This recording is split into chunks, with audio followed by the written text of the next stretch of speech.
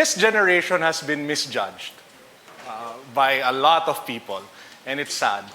This generation is a generation of dreamers. It's a generation of people who aspire and believe for bigger things. Diba? Agree naman yata kayo doon. And the data actually bears it out. 6 out of 10 millennials here in the Philippines aspire for leadership positions, compared to 4 out of 10 in developed markets. So Filipinos want to become leaders more than people in the US, more than people in the EU. So that's an amazing thing. So Filipinos are born to be leaders. Filipinos are nurtured to be leaders. Filipinos are nurtured to be great.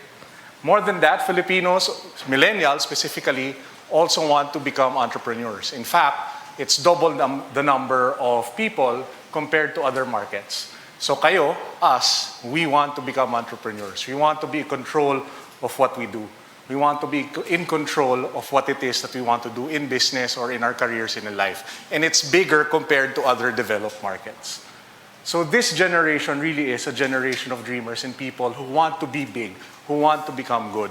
And it's not something that's actually bad, because if you consider the world that we're born into today, optimism and the audacity to dream is something that we actually have. It's the only thing we have left. Diba? If you take a look at salaries and opportunities that are there, those are the things that we have left, and those are the things that we need to be able to hold on to. Now, the funny thing is, people always tell you to follow your dreams. People always tell you that you have to travel, that you have to experience the world. They make it sound so noble, they make it sound so easy, but they never tell you how. Diba? You see it on your Facebook feeds almost every day.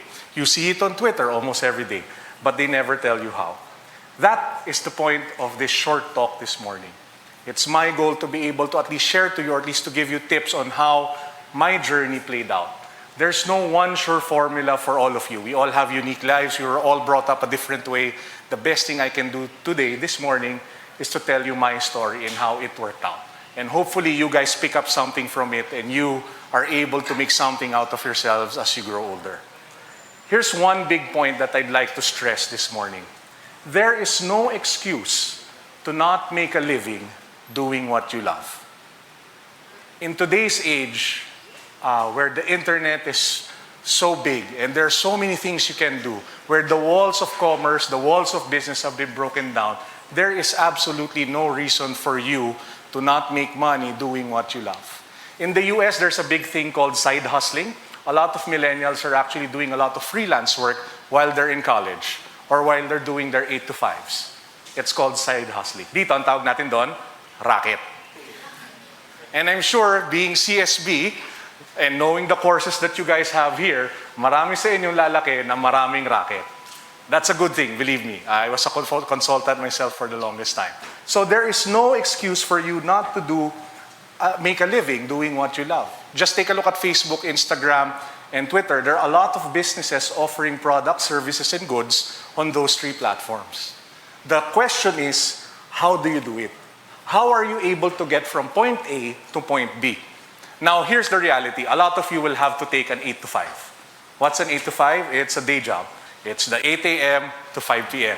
It sucks, unless it's something that you're actually passionate about. And not everybody is blessed to have an 8 to 5 that they're passionate about.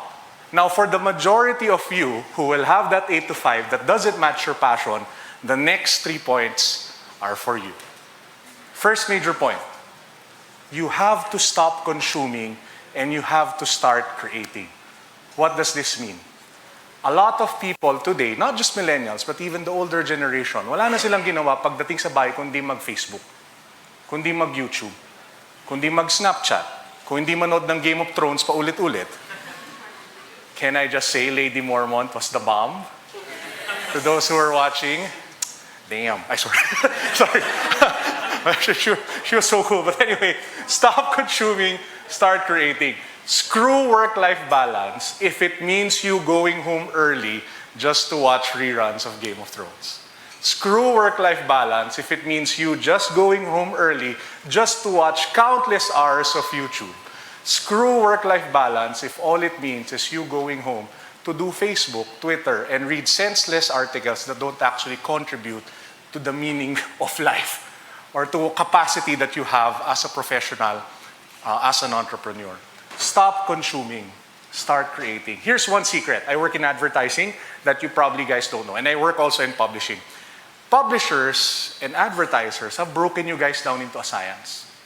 They know up to what minute it is that you watch a movie. They know how many seconds before you fade away. They know what are the main points in a narrative that makes you excited.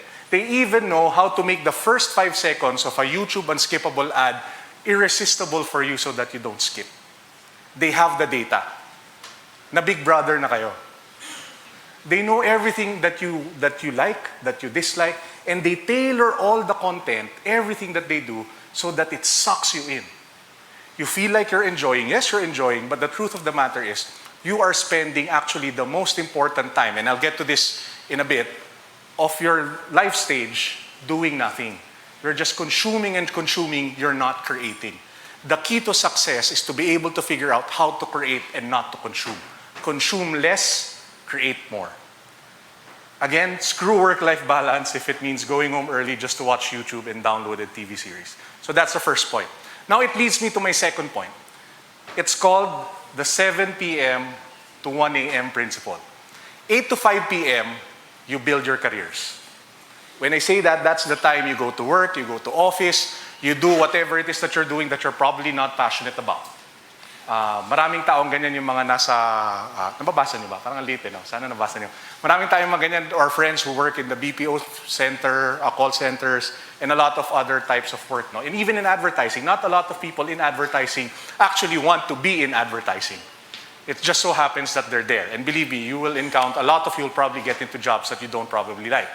So what is the 7 p.m. to 1 a.m. principle? 8 to 5, you build your career. 7 to 1, you build your dreams. The 7 to 1 slot of your life is the most important time for your life stage. You know why? Because energy, time, and health diminishes over time. What do I mean? Habang bata pa kayo, may oras pa kayo. Habang bata pa kayo, pwede pa kayo magpuyat at di nyo mararamdaman the next day. Do you know that energy that you guys have right now that you can still not sleep for a day and go to school the next day? Hindi na namin kaya yon. Once you reach a certain age, you want to go home and sleep. So while you still can, while you still have the energy, while you still have the health and the time, do it. When you guys get married, it's one of the most beautiful things that will happen to your life. But you have a wife. My wife is here, by the way. So, yeah, no, we love, I'm so happy to have married her. Yes. But you will have different priorities. Will no longer be able to spend that time building whatever it is that you want to build. Because your family now comes first. So, make the most out of your 7 to 1 a.m. Lagi na lang sinasabi ng mga tao, busy sila. Wala silang oras. Na wala silang pwedeng gawin. But the fact of the matter is that time is the most important time of your life. I'll tell you a quick story. It was mentioned earlier in the intro that I founded Unbox, which is a technology site. Now, Unbox is one of the top tech sites now in the country. It gets over 1.5 to 2 million unique views every month. We have a lot of solid partnerships and advertisers. And the content that we generate is pretty good. How and when did it start? It started around 5 years ago while I was still having an 8 to 5. How was I able to put it up? During 7 to 1. I would write 3 to 4 articles by myself every day. I would do reviews by myself. I would shoot videos, look like an idiot, take a camera and do like that. Vlogging and stuff like that. I would go to events. I would meet with advertisers. I would meet with partners, all during the 7 to 1. And there are a lot more stories of people who were able to do that. Now, what was the result of doing that for 5 years? Pretty amazing. I was able to really travel the world, go to events that I only dreamed of. And true to Filipino style and fashion, I was able to go to Google I/O at the Google campus in Mountain View, and I was able to take a selfie with the CEO of Google. That's Sundar Pichai. I literally bum rushed him and say, "Sir, selfie." Siya naman parang, okay. I think he was afraid because I was a big guy. So imagine him walking, then there's a big guy, "Sir!" Diba? Selfie. Diba? Very Filipino. So I was also able to go to other places because of my unbox gig, my unbox stint. I find so much fulfillment doing unbox, actually more than everything else. And it's a side project. It's a side hustle. It's a passion project. The road less traveled is really to pursue what you want to do. But the road less traveled is the hardest path to take. When people say follow your dreams, follow your passions, it actually means work harder, work smarter, give more of yourself, give more of your time, and don't think for a second that the world owes you anything. That's what it means to follow your passion. You are not supposed to follow or listen to your heart. You're supposed to lead it. It's an active thing. It's not something that just falls magically on your lap and then you become successful overnight. It takes a lot of hard work. The third point I'd like to stress is called resilience and grit. And this is, I think, a very important topic that I'd like to stress on this morning. What does resilience and grit mean? A lot of the older generations call us, millennials, call us millennials, weak-willed, mahina, mabilis mag-give up, entitled. This is the answer, resilience and grit. It's being able to withstand trials, it's being able to withstand challenges, and to keep powering on. Here's the thing, you guys will fail miserably, as I have failed, as our fathers and grandfathers have failed. Failure is the one constant in life. You will not be successful all the time. And you've probably heard it 1,000 times. What matters is really how you get up. But I'll add one more thing. The secret to getting back up all the time, the secret to resilience, the secret to grit is humility. It's knowing and accepting the fact that you aren't that good yet. It's knowing and accepting the fact na hindi ka anak ng Diyos na parang lahat na lang ng bagay ay alam mo. Anak pa rin kayo ng Diyos, by the way, but you know what I mean. Diba? We are not blessed with all the talents in the world, and there are things that you need to learn, that we need to learn. The secret to resilience is humility. Be humble. Accept the fact that you need to learn a lot of things. And that's the only time you guys will really, truly soar. And I'd like to tell you one more story. This is a popular hashtag in the streets called agency life, or hashtag buhay ahensya. For those of you who want to dare to get into the world of advertising, let me give you a warning. It is really, really crazy and it'll eat up your time like there's no tomorrow. So kaya siya buhay ahensya or agency life. I wasn't an agency person. I started my career in media. I was in Level Up Games. To those of you who are familiar with Ragnarok, the game that sucked up all your allowances and made your parents angry. So that was actually one of my jobs. Then I moved on to Friendster. To those who are still familiar with Friendster, testimonials and stuff like that. Di ba? Patesti naman. And then eventually to TV5 and finally to agency life. My first agency that I joined, I was already the boss. Because there were only a few people doing digital. So there were only a few senior people in digital. So they asked me to take the lead. Now my problem was I had zero agency experience. Digital was familiar, it was second nature, but experience running an agency, not so much. I made a lot of mistakes. We lost a few clients. Not a few, we lost a lot of clients. We lost money, we lost people. But if there was one thing that really kept me going, it was knowing the fact and accepting the fact that I wasn't there yet. That I wasn't the best, but I wanted to be. So I spent 7-1 again of my time learning, becoming better, reading, getting mentors, talking to the CEO, talking to the Chief Creative Officer, talking to the ECDs to know the business inside and out. What was the result? On our first year, we were the Philippine Digital Agency of the Year. On our second year, we were the Silver Digital Agency of the Year by Campaign Brief Asia, for the Philippines. And then on our third year, we sold the agency to Dentsu, which is one of the biggest global agencies, one-brand agencies in the world. So it really pays to be humble. Nung sinabi nila sa Biblia that the humble will be exalted, that's not a joke. Because it's really rooted on something. It's rooted on a desire to be better. It's rooted on a desire that you can always become a better version of yourself. And that's what I think really is the secret to resilience. Now, allow me to end this talk with a few lines that I really wanted to share with you guys this morning. And this is something that I wanted really to get through to you, lalo na kayo na who are still in school and who are still millennials. People call you or call us weak-willed. People call us entitled. People call us weak. People call us soft. We're not. We're dreamers. We're people who have big goals. The big challenge is, again, getting from point A to point B. You are, we are world changers. You are leaders.